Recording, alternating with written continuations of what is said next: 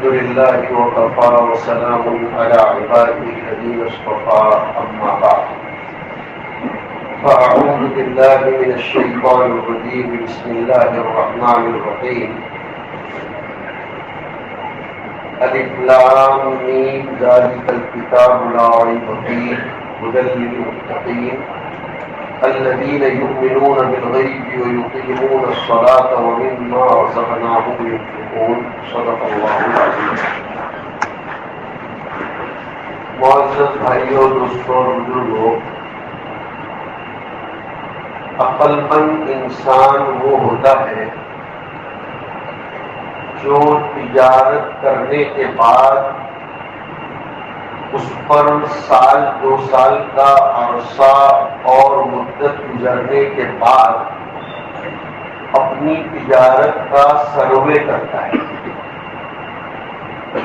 کھیتی کرنے والا بھی عقل مند تب کہا جاتا ہے جب اس کی فصل کاٹنے کے بعد وہ سروے کرتا ہے کہ میں نے جتنی محنت سے بیج بویا تھا یا میں نے جتنا وقت میری اس تجارت کے پیچھے لگایا تھا، کیا میری تجارت نے مجھ کو فائدہ پہنچایا ہے یا نقصان پہنچایا ہے، یا میں جیسا تھا ویسا ہی ہوں. اس کو کہتے ہیں عقل مند آدمی.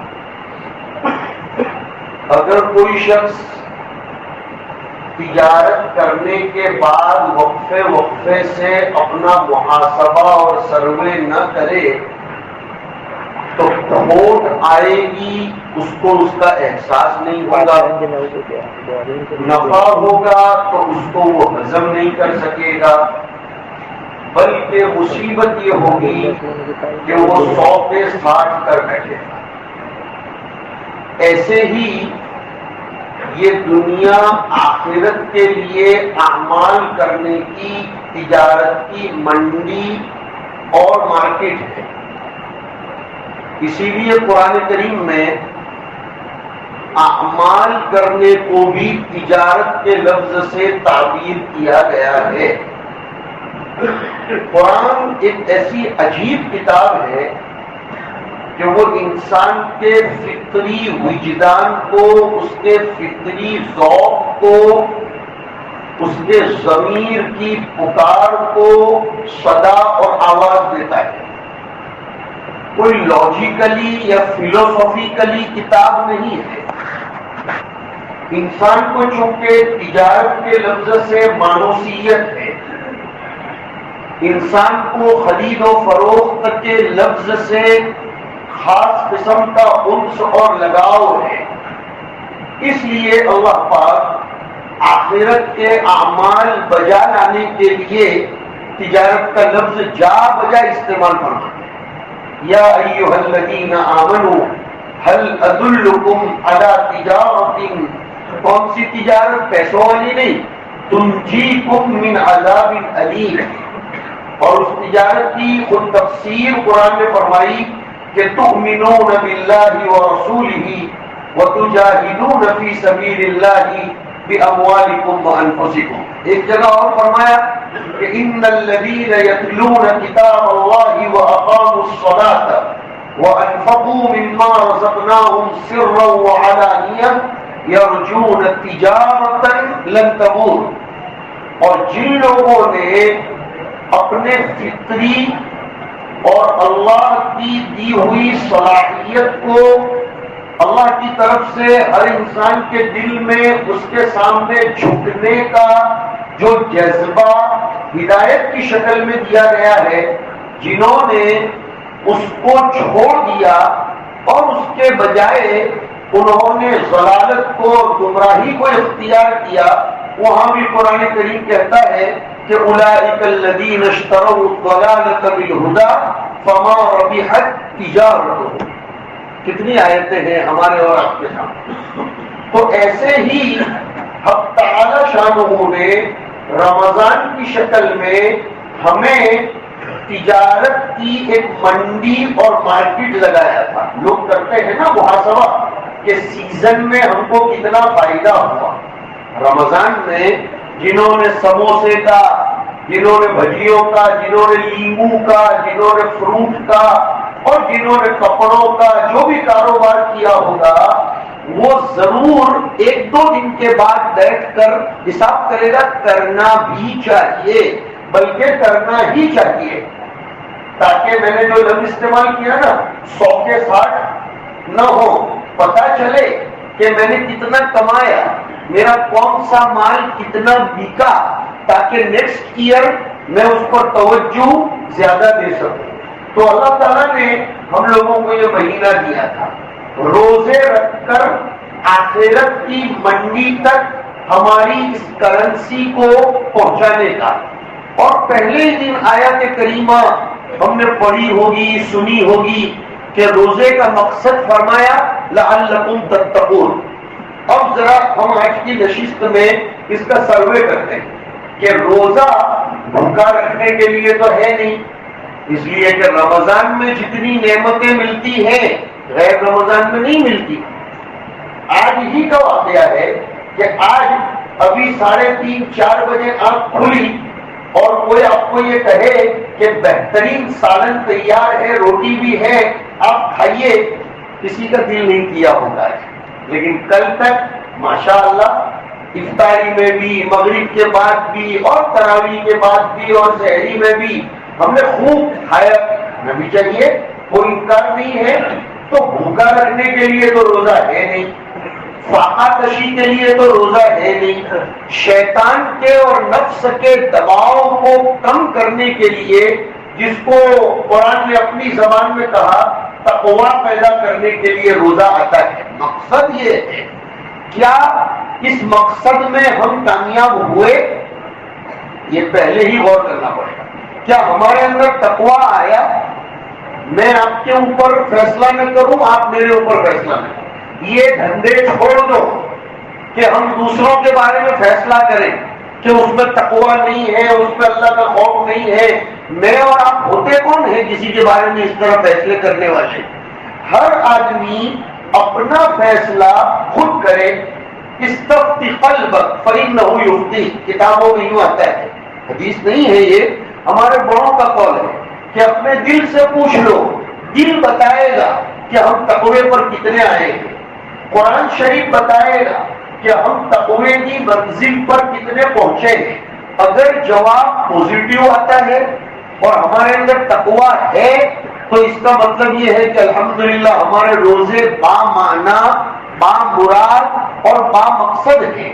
اور اگر ہمارے اندر تقوی کی کوئی لچک بھی نہیں آئی، تقوی کا کوئی شعلہ بھی اندر پیدا نہیں ہوا، تو پھر افسوس کے سوا ہمیں کوئی کام نہیں کرنا چاہیے کہ صرف ہم نے مہینہ بھر کے لیے بھوکا رہ کر کچھ حاصل نہیں کیا۔ میں عرض کر رہا ہوں کیسے پتا چلے گا کہ تقوی آیا کہ نہیں؟ نمبر 1، ایمان بالغیب ہمارا بڑھنا چاہیے۔ میں نے پڑھی ہے ہدی للمتقین، متقیوں کی صفت کیا بیان کی گئی؟ سب سے پہلے جن کا غیب پر ایمان ہوتا ہے۔ روزہ خود ایک ایسی عبادت ہے جو غیب پر ایمان لانے کا مظہر ہے، اس کا سیمپل ہے، اس لیے کہ روزہ ہی ایک ایسی عبادت ہے جس میں آدمی ریاکاری نہیں کر سکتا ہے۔ بہت اچھی بات سمجھا رہا ہوں۔ نماز تو کسی کو دکھانے کے لیے بھی پڑھ سکتا ہے، زکات بھی کسی کو دکھانے کے لیے دے سکتا ہے، حج بھی اپنا نام بڑا کرنے کے لیے کر سکتا ہے، لیکن روزہ ایسی عبادت ہے جس میں پتہ ہی نہیں چلتا کہ روزے دار ہے کہ نہیں ہے۔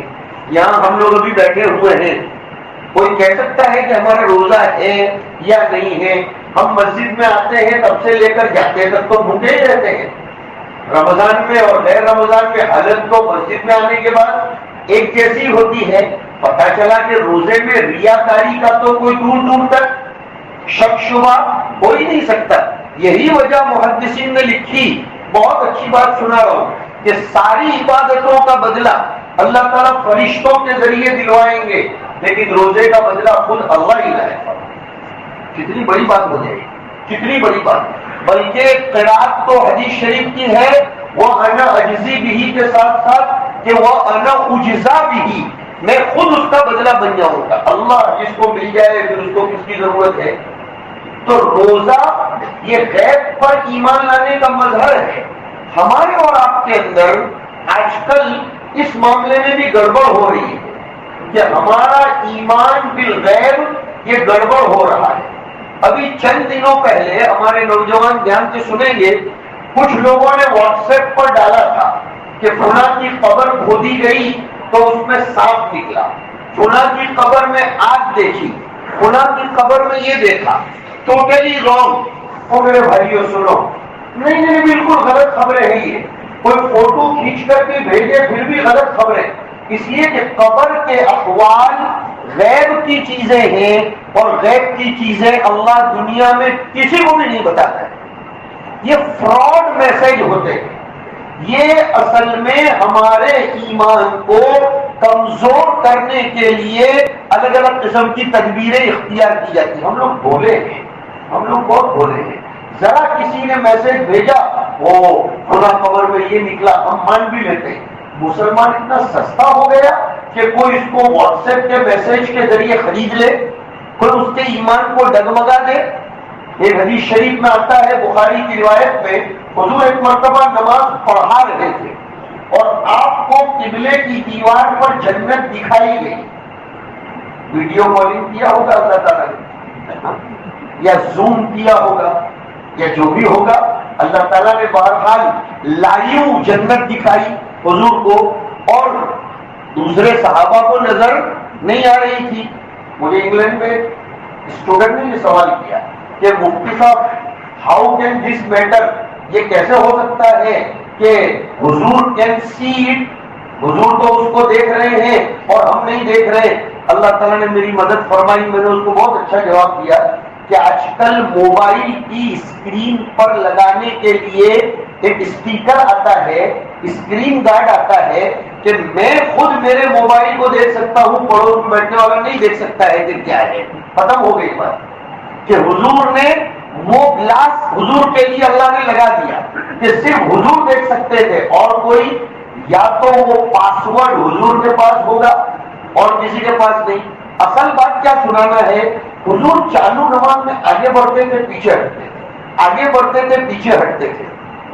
سلام پھرانے کے بعد حضور کو ایسا ہوا کہ میرے صحابہ مجھے پوچھیں گے, اور میں اس کو کہا کرتا ہوں کہ علم والوں کے منہ میں تو انگلیاں ڈالنی پڑتی ہیں تو اندر سے بہت کچھ علوم نکلتے ہیں. ہاں, علماء کے پاس بیٹھو تو کچھ سوال چھیڑ دو, علم میں اضافہ ہوگا, بہت کچھ جاننے کو ملے گا, یہ ضروری ہے. تو صحابہ تو حضور کے ہنسنے کی بھی وجہ پوچھتے تھے کہ اللہ کے رسول آج آپ ہنس رہے ہیں, کیا وجہ ہے؟ اللہ کے رسول آج آپ ٹائم سے ہٹ کر گھر سے باہر آئے, کیا وجہ ہے؟ آج آپ جلدی گھر میں چلے گئے, کیا وجہ ہے؟ سب باتیں وہ حضور سے پوچھ لیتے تھے, اور اللہ ان کو جزائے خیر دے کہ انہوں نے پوچھا. تو حضور نے فیس ریڈنگ کیا صحابہ کا کہ صحابہ پوچھیں گے کہ چالو نماز میں آگے پیچھے کیوں ہو رہے. حضور نے خود ہی جواب عنایت فرمایا کہ میں نماز پڑھ رہا تھا, مستلت لی الجنت والنار, میرے سامنے مثالی شکل میں پیش کر دی گئی جنت اور جہنم کو, تو میں نے یہ سوچا کہ جنت کے پھلوں کا ایک خوشہ میں لے لوں, جنت کے درخت پر سے ایک ٹہنی, ایک خوشہ میں توڑ لوں, اور میں نماز ختم ہونے کے بعد تم کو دے دوں تاکہ تم اس کو کھا لو. لیکن پھر مجھے ایسا ہوا کہ تم کھاتے رہو گے, تمہاری عمریں ختم ہو جائیں گی, یہ جنت کا پھل ختم نہیں ہوگا. اور محدثین نے وہاں ایک بات یہ بھی لکھی کہ حضور کی شفقت یہ تھی کہ وہ جنت کا پھل توڑ کر اس لیے نہیں دیا کہ اگر وہ دے دیتے تو پھر صحابہ اپنی آنکھوں سے جنت کا پھل دیکھتے تو ایمان بالغیب باقی نہ رہتا.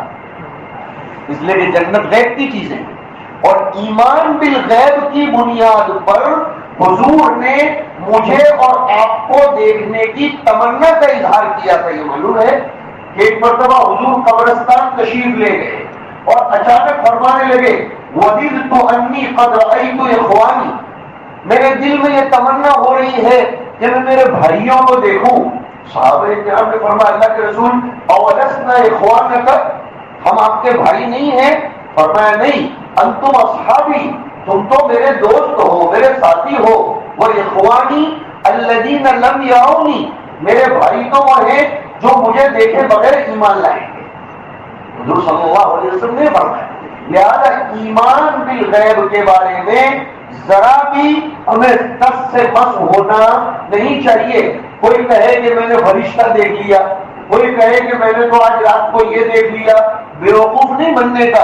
اور بات سے بات یاد آئی، آج کل خواب سنانے کا دور بھی بہت چل رہا ہے، اور کسی کو چھوٹی موٹی ہستی خواب میں نہیں آتی، سیدھے حضور ہی روز روز خواب میں آتے ہیں. لا حول ولا قوت الا باللہ.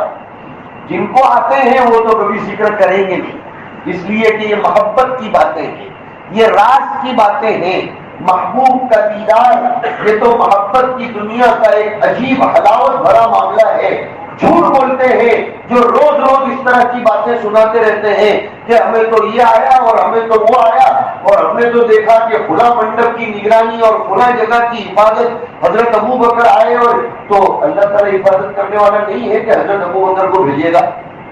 یہ ایمان بالغیب ہمارا گڑبڑ ہو رہا ہے. اس زمانے میں مجھے معاف کریں، اعمال پر محنت خوب ہو رہی ہے، کروائی جا رہی ہے، بولا جا رہا ہے، لیکن ایمانیات کے بارے میں خوب گڑبڑ ہو رہی ہے. یاد رکھو سارے اعمال ایک طرف ہیں، اگر ایمان کمزور ہے تو کوئی عمل قابل قبول نہیں ہوگا، کوئی عمل قابل قبول نہیں ہوگا.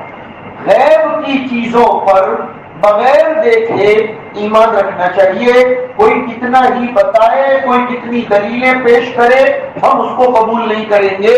اس لیے میرے بھائیوں سنو، واٹس ایپ پر یوٹیوب پر آنے والی ہر خبر کی ہمیں تصدیق نہیں کرنی چاہیے، اعتماد نہیں کرنا چاہیے.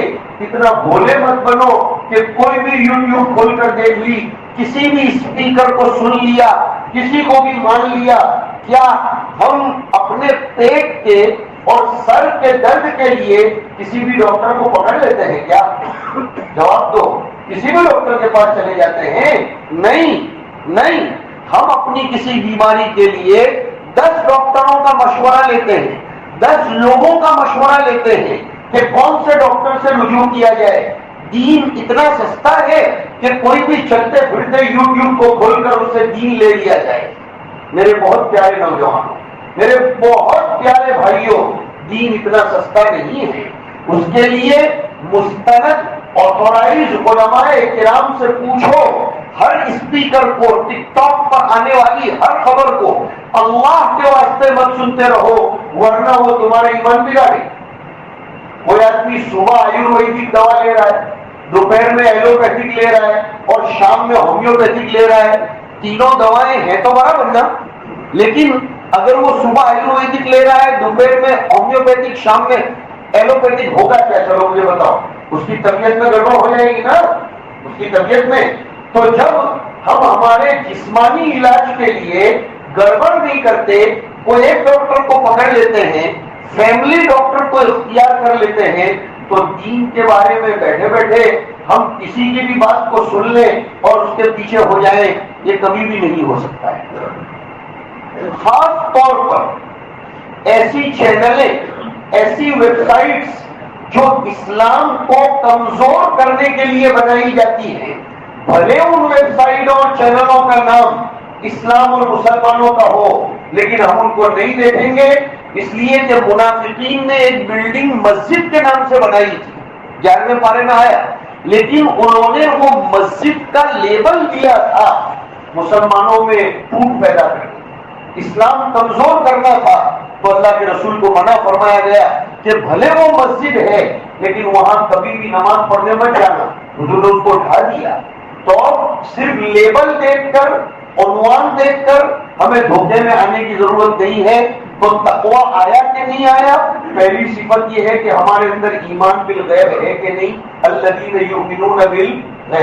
نمبر 2، رمضان جانے کے بعد اگر نمازوں کی پابندی ہے، رمضان جانے کے بعد اللہ سے تعلق پیدا کرنے کا جذبہ باقی ہے، تو اس کا مطلب یہ ہے کہ ہمارے اندر الحمدللہ تقویٰ آیا ہے اور رمضان ہمیں کچھ دے کر گیا ہے.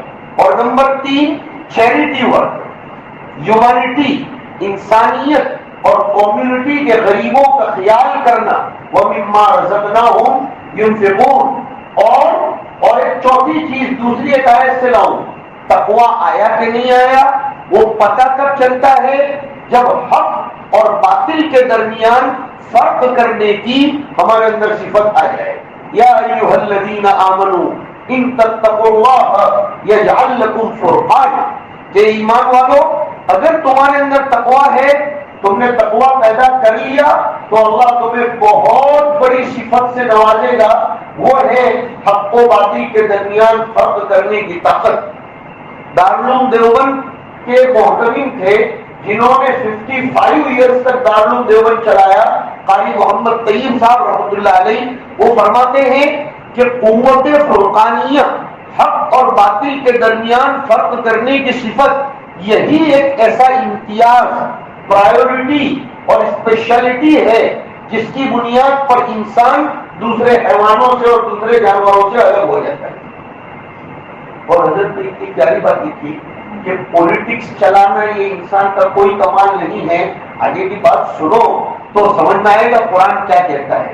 قرآن شریف میں ایک سورت ہے 19ویں پارے میں، سورہ نمل، چونٹی کے نام سے سورت ہے پوری، چونٹی دیکھنے میں چونٹی کیڑی چھوٹی سی مخلوق ہے لیکن اس کے نام سے پوری سورت ہے۔ اس میں ایک واقعہ آیا ہے کہ حضرت سلیمان علیہ السلام اپنا لشکر لے کر ایک جگہ سے گزر رہے تھے اور راستے میں چونٹیوں اور کیڑیوں کا در تھا، گجراتی میں جس کو در بولتے ہیں، بیل اردو میں بولتے ہیں، چونٹیوں کا در آ رہا تھا۔ ان کی جو لیڈر چونٹی تھی، چونٹیوں میں بھی ایک لیڈر ہوتا ہے، جانوروں میں بھی ایک جانور لیڈر ہوتا ہے، ان کی جو لیڈر چونٹی تھی اس نے یوں کہا، قالت نملۃ یا ایھا النمل ادخلوا مساکنکم، ان کے لیڈر نے یوں کہا کہ ایک چونٹیوں، لیڈر انسان نہیں تھا، چونٹیوں کا لیڈر خود چونٹی اور کیڑی تھی، اس نے کہا کہ میری دوسری بہنوں اپنے گھر کے اندر گھس جاؤ، چھپ جاؤ، اس لیے کہ سلیمان کا لشکر یہاں سے گزرے گا اور انہیں پتہ بھی نہیں چلے گا کہ تم ہو یا نہیں ہو، وہ اوپر دیکھتے ہوئے چلیں گے اور ان کے پیروں سے کہیں تم روند دی جاؤ گی۔ تو دیکھو چونٹی نے اپنی برادری اور اپنی ذات کے فائدے کا خیال کیا۔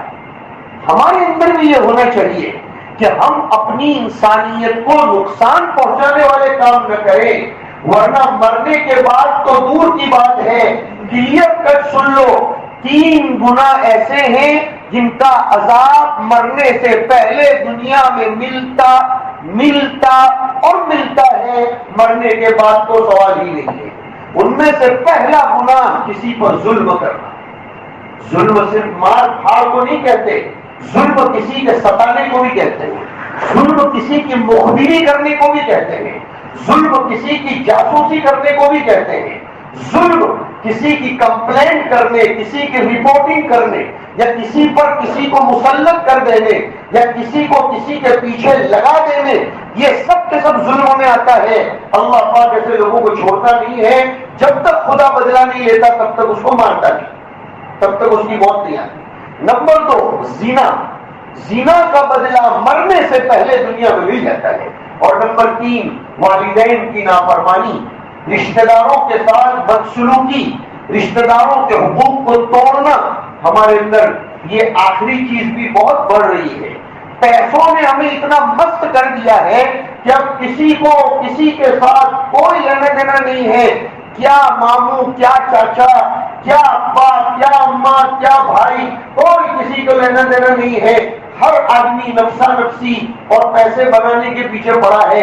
میرا ایک سوال ہے، پیسہ تو زندگی میں لطف لینے کے لیے ہی کماتے ہیں نا، زندگی مزے کے ساتھ گزارنے کے لیے کماتے ہیں، وہ پیسہ کس کام کا جس میں ہمیشہ ٹینشن لگا رہے؟ پیسہ تو خوب ہے لیکن ڈر ہے کہ وہ کیس کر دے گا، یہ پیچھے لگ جائے گا، وہ چوری کرے گا، وہ میرے پیچھے۔ ایسی دولت کو 100 مرتبہ تف کرنا چاہیے جو دولت خود واپرنا بھی نصیب نہ ہو اور جو دولت لوگوں پر ظلم کرنے کا ذریعہ بن جائے۔ زندگی اللہ نے لطف لے کر گزارنے کے لیے دی ہے، اللہ نے ڈپریشن کے ساتھ رہنے کے لیے اور منہ چڑھا کر رہنے کے لیے یا سوکھی سوکھی رہنے کے لیے نہیں۔ حضور کے پاس ایک صحابی تشریف لائے، سیدھے سادے کپڑے پہنے تھے، حضور نے دریافت فرمایا کہ تمہارے پاس مال والے ہیں نا؟ مجھے تو معلوم ہے کہ تمہیں اللہ نے بہت دیا ہے. کہا اللہ کے رسول میرے پاس تو اونٹ بھی ہے، بکریاں بھی ہے، بہت کچھ ہے. تو حضور نے فرمایا اللہ تعالیٰ اس کو پسند کرتے ہیں کہ اس کی دی ہوئی نعمتوں کا اثر اس کے بندے پر نظر آئے. اچھے کپڑے پہنو، اچھی طرح رہو. بخیلی کو سادگی کا نام دینے کی ضرورت نہیں ہے. لہذا اگر انسان کے اندر حق اور باطل کے درمیان فرق کرنے کی صفت نہیں ہے تو اس کے روزے، اس کی نمازیں گویا کچھ کام کی نہیں. حق کو حق پہچانو اور حق کا ساتھ دو، باطل کو باطل پہچانو اور اس کو کک مارو. اس لیے کہ حق کا ساتھ دینے والے دنیا میں نہیں رہیں گے تو باطل ابھر کر سامنے آگے آتا رہے گا، بڑھتا رہے گا. حدیث شریف میں آتا ہے ظالم کو ظلم کرنے سے روکو اور مظلوم کو ظلم برداشت کرنے سے روکو. مظلوم کو بار بار یہ تلقین مت کرتے رہو صبر کر صبر کر صبر کر، بیٹھی لیوانو آپ نے تو موٹا ایک نہیں. حدیث شریف میں منع آیا ہے. حضور جب گھر سے باہر نکلتے تھے تو ایک دعا پڑھتے تھے کہ اللہ میں تیری پناہ طلب کرتا ہوں کہ میں کسی پر ظلم بھی نہ کروں اور مجھ پر بھی کوئی ظلم نہ کرے. اسلام بھولاپن نہیں سکھاتا ہے. ایک مرتبہ ایک شاعر تھا، پوئٹری کرتا تھا، وہ کویتا بولتا تھا. حضور کے زمانے کی بات ہے. حضور کی برائیاں کرتا رہتا تھا ادھر بیٹھے. حضور کے پاس اس کی رپورٹ آئی تو وہ ایک غزوے میں جنگ میں پکڑ کر لایا گیا. ایک جنگ میں پکڑ کر لایا گیا قیدی. اب ہاتھ جوڑنے لگا کہ اب کے بعد حضور میں کبھی بھی نہیں کروں گا، مجھ کو چھوڑ دو. تو حضور نے رحمت کے جوش میں آ کر اس کو چھوڑ دیا، مگر اترانی پچھڑی وہاں کی. اس نے باہر نکل کر پھر دوبارہ وہی دھندے شروع کر دیے، لیکن پھر پکڑ کر لایا گیا. اب اس نے ہاتھ جوڑے تو حضور نے بولا اب میں تجھ کو نہیں چھوڑوں گا. حضور تو رحمت للعالمین تھے، لیکن حضور نے اس وقت ایک جملہ فرمایا تھا.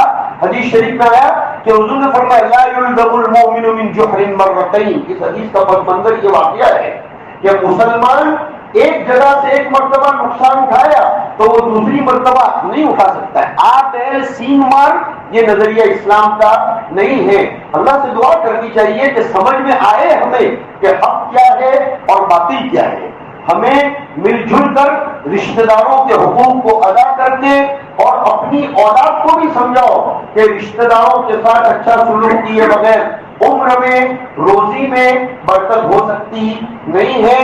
تو میرے بھائیوں، یہ رمضان ہمارے لیے ان چیزوں کی بنیاد پر آیا تھا.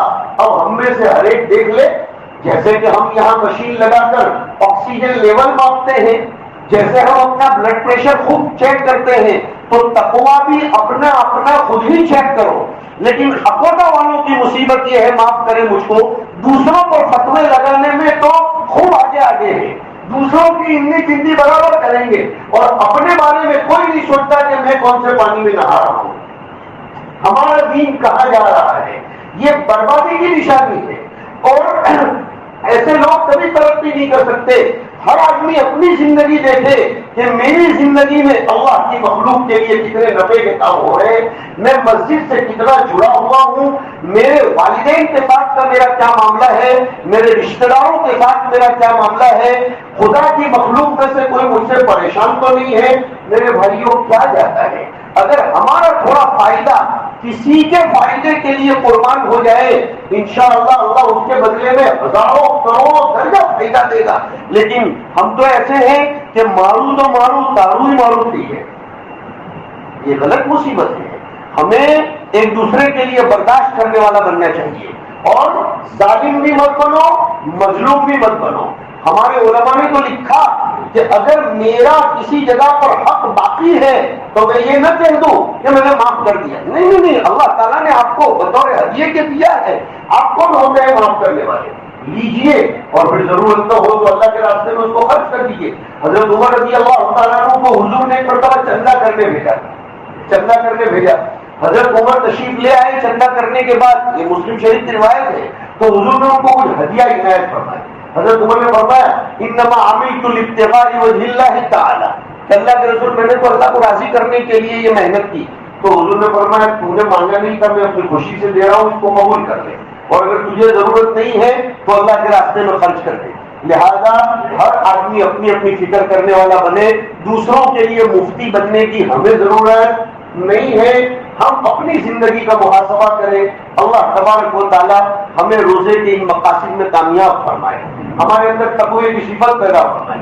اخیر میں تہہ دل سے آپ سب حضرات کو اور پورے آپ کے گھرانے کو, ہماری پوری بستی کو دل کی گہرائی سے اخلاص کے ساتھ مبارکباد پیش کرتا ہوں. اللہ تعالیٰ عید کی خوشیاں ہمیں بار بار نصیب فرما کرے اور ایسے رمضان کے روزے اور تلاوتیں اور خیر خیرات کرنے کے مواقع اللہ تبارک و تعالیٰ بار بار نصیب فرمائے. ہم سب کو عید کا جو صحیح پیغام ہے وہ حقیقی معنی میں نصیب فرمائے. اور سچی بات تو یہ ہے, ہماری حقیقی عید تب ہوگی جب اللہ کی دید ہوگی, اللہ کا دیدار ہوگا. ہمیں اس کے لیے تڑپتے رہنا چاہیے, ہمارے رب کا دیدار ہمیں کب نصیب ہو جائے. حدیث میں آتا ہے جو خدا سے ملنے کے لیے تڑپتا ہے تو اللہ اس کی روح کے آسمان پر آنے کا انتظار فرماتے ہیں کہ اس کی روح کب آئے گی اور میں اس کی روح کو دیکھوں گا, وہ مجھے دیکھے گا. کیسی محبت اللہ تعالیٰ کی ہوتی ہے. اللہ ہمیں نصیب فرمائے. پھر دوبارہ مبارکباد پیش کرتا ہوں. اللہ تعالیٰ ہونے والی کوتاہیوں سے درگزر فرمائے اور جن لوگوں کا صدقہ فطر ادا کرنا باقی ہے خدا کے بندو اس کو ابھی بھی ادا کر دو. جن کی زکاتیں باقی ہیں وہ اگر ابھی ضرورت مند کوئی سامنے نظر نہیں آتا تو کم از کم زکات کو سائٹ پر کر لو. یہ نیت مت کرو کہ اس وقت پیسوں میں سے نکال لوں گا, نکال لینا بہت مشکل کام ہے. سائٹ پر کرو زکات کے نام سے ہی, تاکہ بر وقت ضرورت اس کو ادا کیا جا سکے. حق تعالی شانہ قبول فرمائے. والسلام علیکم ورحمۃ اللہ وبرکاتہ.